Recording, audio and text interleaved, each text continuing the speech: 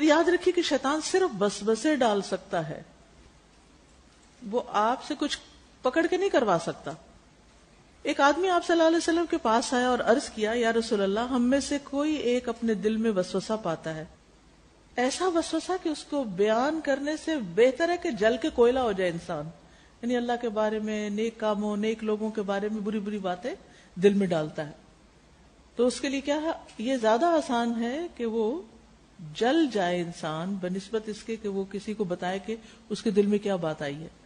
آپ نے فرمایا اللہ اکبر اللہ اکبر اللہ اکبر الحمدللہ الذی رد کیدہ الی الوسوسہ. اللہ سب سے بڑا ہے، اللہ سب سے بڑا ہے، اللہ سب سے بڑا ہے. تمام تعریف اللہ کے لیے جس نے شیطان کے مکر کو صرف وسوسہ ڈالنے تک محدود رکھا. یعنی شیطان کی چال کیا ہے؟ وسوسہ. الحمدللہ اس کو زور نہیں دیا، صرف چال چلنے کی آزادی دی ہے. تو یہ وسوسے کا علاج بھی ہے. جب دل میں ایسی باتیں آ رہی ہیں تو یہ دعا پڑھے، کیونکہ بہت سے لوگ ہی شکایت کرتے ہیں کہ ہمارے دل میں طرح طرح کے وسوسے آتے ہیں، تو ان سے کیسے نجات پائیں. اور بہت ضروری ہے کیونکہ انسان کے دل کا چین لٹ جاتا ہے اس کی وجہ سے، اور یہ ایک مستقل بیماری بھی بن جاتی ہے. بعض لوگ ذہنی مریض بن جاتے ہیں، بعض لوگ کھانا پینا تک چھوڑ دیتے ہیں. مجھ سے کسی خاتون نے ذکر کیا کہ وہ شاید عمرہ کرنے کے لیے گئیں اور وہاں ان کو اچانک ایسے وسوسے شروع ہو گئے. اور وسوسہ کیا تھا کہ تم نے تو لازماً جہنم میں جانا ہے. یعنی اس کے دل میں ہر وقت یہ خیال آتے کہ تم نے جہنم میں جانا ہے، جہنم میں جانا ہے. اور وہ ہر وقت یہی پریشانی میں سوچتے رہتے اور اس سے باہر نہیں نکل سکتے تھے، حتیٰ کہ وہ بیمار پڑ گئی. اور ہوا کیا تھا، ابھی شادی ہوئی تھی اور ویزے کے شاید انتظار میں تھی کیا، تو اس نے جانا تھا. اس دوران خوشی خوشی عمرہ کرنے گئے اور وہاں پر جا کر ہی مصیبت شروع ہو گئی. کیونکہ یہ نہیں کہ عمرہ کرنے جائے تو شیطان پیچھے رہ جاتا ہے، وہ بھی ساتھ جاتا ہے، بلکہ اور زیادہ پیچھے لگ جاتا ہے. اور پھر وہ بیماری اتنی شدت پکڑی کہ انہیں ہاسپٹل میں داخل کرایا گیا. اور پھر اس کے بعد یہ کہ ہاسپٹل میں بھی وہ اسٹرانگ سے اسٹرانگ میڈیسن کے باوجود بھی سو نہیں سکتی تھی، کھا نہیں سکتی تھی، کمزور ہوتی گئی حتیٰ کہ طلاق دے دی گئی. شوہر نے کہا میرے کام کی نہیں، ہم نہیں اس کو سنبھال سکتے.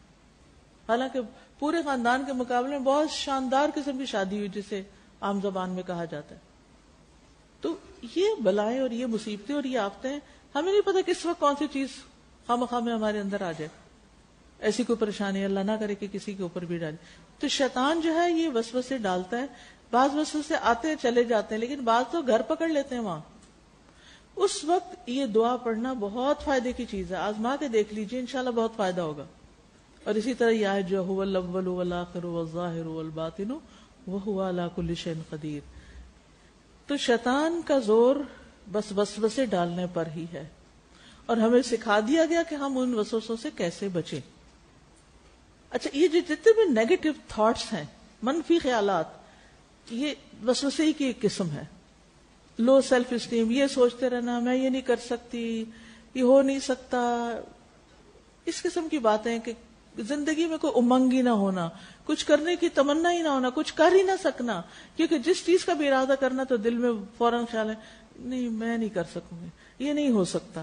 اور آپ نوٹ کیجئے کچھ لوگوں کا تکیہ کلام یہ ہوتا ہے، یہ نہیں ہو سکتا، یہ نہیں ہو سکتا. دیکھیے شیطان دشمن ہے نا، وہ کیا چاہتا ہے، ہم کچھ نہ کریں، ہم مسائل سے گھبرا کر کیا کریں، کام چھوڑ دیں. وہ تو اپنے کام میں لگا رہے اور ہم جو کر رہے ہیں ہم سے چھڑوا دے. چاہے کسی بھی قسم کا خیر کا کام ہے، وہ یہی چاہتا ہے ہم یہ نہ کریں.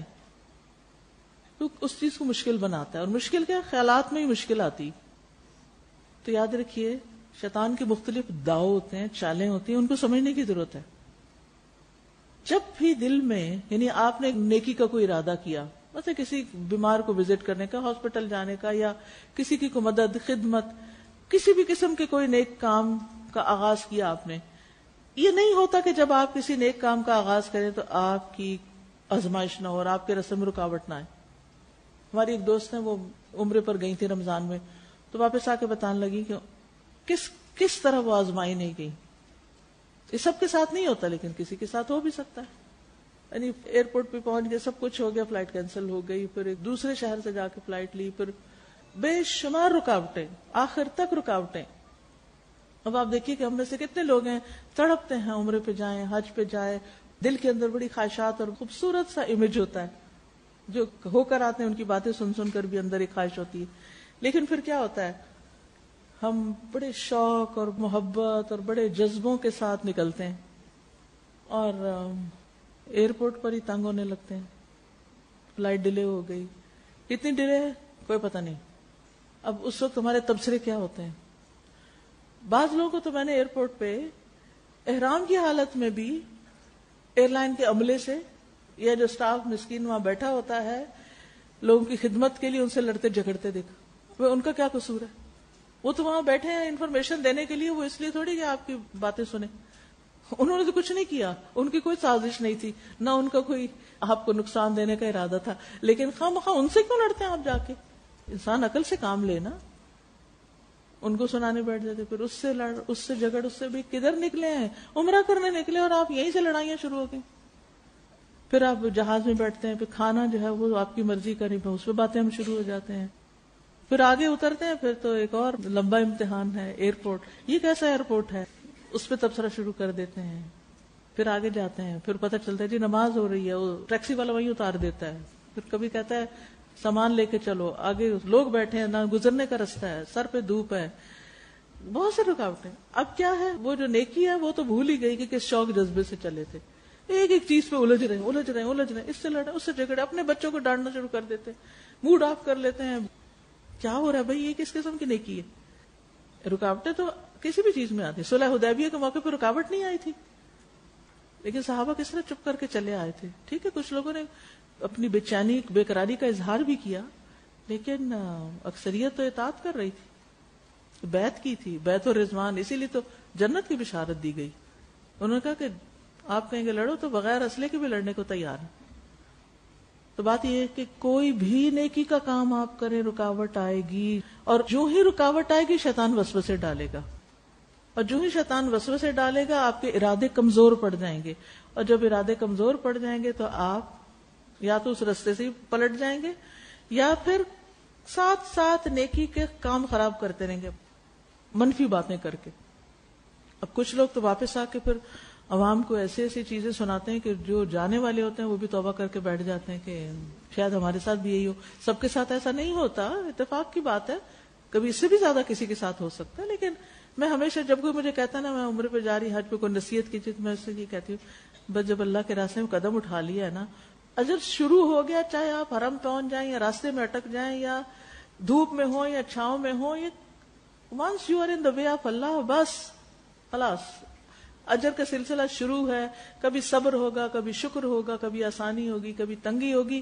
بس دل میں راضی ہی رہنا، دل ٹھنڈا ہی رکھنا کہ اللہ نے بلایا تو اسی نعمت پہ شکر ادا کرتے رہنا، بس اس سے زیادہ نہیں کچھ بولنا. جب دل گھبرائے کہنا شکر ہے اللہ نے موقع تو دیا. کتنے تڑپتے ہیں نہیں جا سکتے، اللہ نے ہمیں بلایا، کیا ہوا جو تھوڑی سی رکاوٹ آ گئی. یہ تو ایک مثال ہے نا. کوئی نیکی کا کام، پڑھنے کا، پڑھانے کا، لوگوں کی خدمت کا، مدد کا، صدقہ خیرات کا، کسی کے ساتھ احسان کرنے کا، یو نیم اٹ. منفی سوچوں کو نکال باہر کریں اپنے اندر سے. اس طرح سے شیطان کی ڈالی نجاست ہوتی ہے. تو کچھ لوگ ایسے ہوتے ہیں وہ اتنے ڈٹرمنڈ ہوتے ہیں اپنے ارادوں میں، جیسے حضرت عمر ہوتے تھے. تو انہی کے بارے میں آپ نے فرمایا بے شک میں دیکھتا ہوں کہ انسانوں اور جنوں کے شیطان یقیناً عمر سے بھاگتے ہیں.